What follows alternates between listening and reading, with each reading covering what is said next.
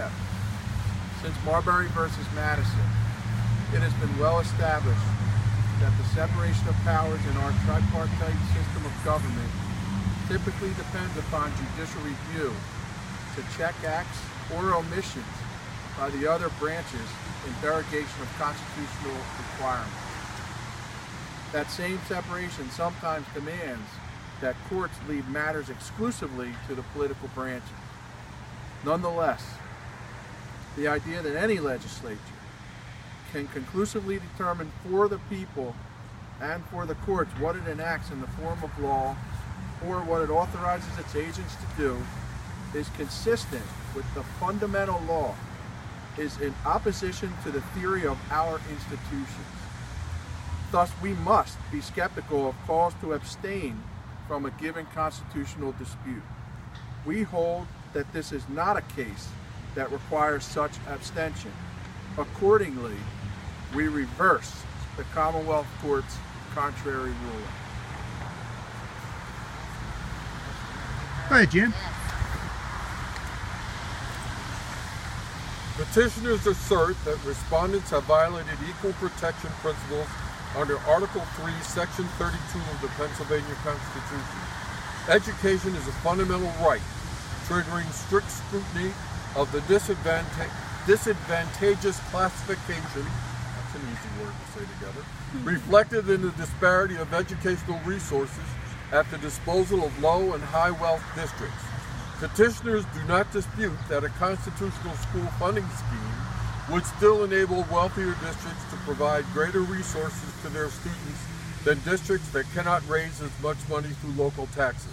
But they maintain that the Constitution imposes a duty on the Commonwealth to ensure that all students have the same basic level of educational opportunity. That is, the same fundamental opportunity to meet academic standards and to obtain an adequate education that prepares the students for civil, economic, and social success.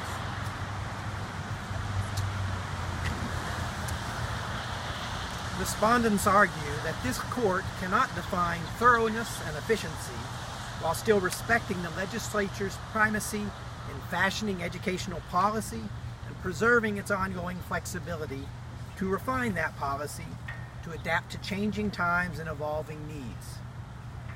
But centuries of litigation leading to judicially enforceable definitions of such vague terms as probable cause, due process, equal protection, and cruel and unusual punishment undermine this argument.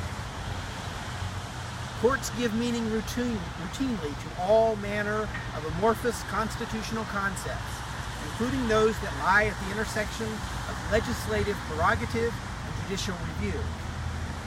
And they do so while still leaving room for future development by whatever government body or mechanism the law fairly prescribes.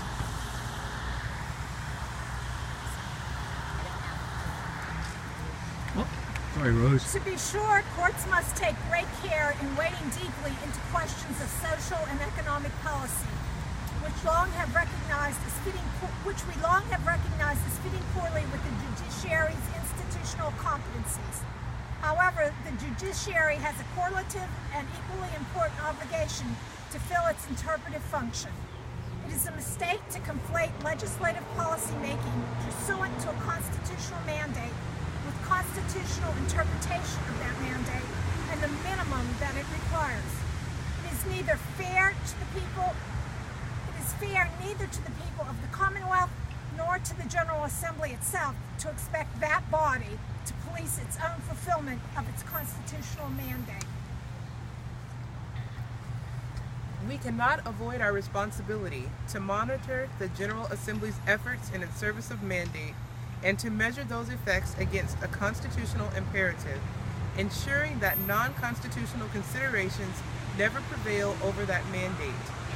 It remains for petitioners to substantiate and elucidate the classification at issue and to establish the nature of the right to education, if any, to determine what standard of review the lower court must employ to evaluate their challenge.